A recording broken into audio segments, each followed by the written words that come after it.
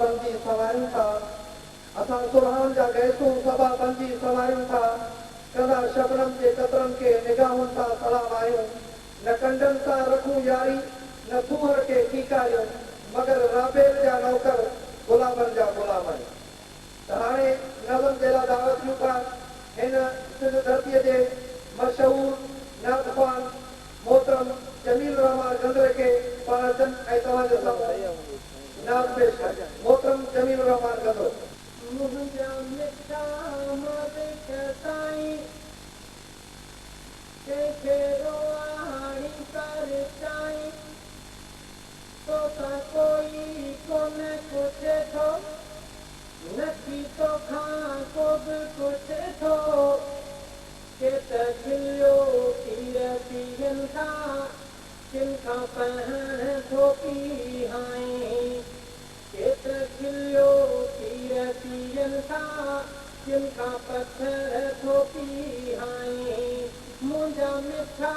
मालिक साईं कंहिंखे उहारी कर चाहीं तोसां कोई कोन पुछे थो नथी तोखां को बि पुछे थो के त खिलियो पीर पीअनि खां किन खां पहण थो पीहाई कॾहिं तक जाके माली वया पंजी दर साली तोखे आई रब दलाली वई तुंहिंजी थी बदहाली तुंहिंजी आहे बेपरवाही तूं पोशाहनि खे बि पिनाई तुंहिंजी आहे बेपरवाही तूं पोशाहनि खे बि पिनाई मुंहिंजा मिठा मालिक साईं कंहिंखे रुआरी पर चाहीं तोसां कोई कोन पुछे थो नथी तोखां को बि पुछे थो के त खिलियो पीर पीअनि खां किन खां पहण थो पीहाई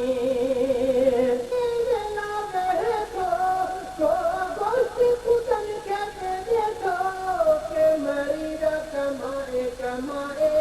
कंहिंखे वेठे थो खाराए के मरीज कमाए कमाए कंहिंखे वेठे थो खाराए मुंहिंजा मिठा मालिक साईं कंहिंखे उहारी पर चाहीं तोसां कोई कोन पुछे थो नथी तोखां को बि पुछे थो के त खिलियो पीर पीअनि खां किन खां पहण थो पीहाई पयो निंदू न पियो करे थो पढ़ो कलमू चाचा चवे थो न बिराई पाण पवे थो सभु सभु न कलमू पढ़े थो बणियो भॼो जन्नत वारो ऐं चाचो बाहे पुॼाई बणियो भॼो जन्नत वारो ऐं चाचो बाहे पुॼाई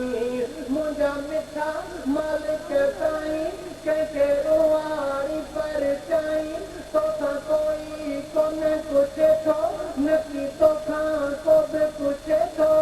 के त खिलियो पीर पीअनि खां किन खां पहण थो पीहाई के त खिलियो पीर पीअनि खां किन खां पहण थो पीहाई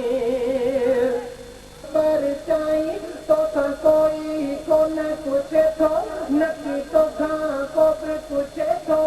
के त खिलियो पीर पीअनि खां किन खां पहण थो पीहाई के त खिलियो पीर पीअनि खां किन खां पहण थो पीहाई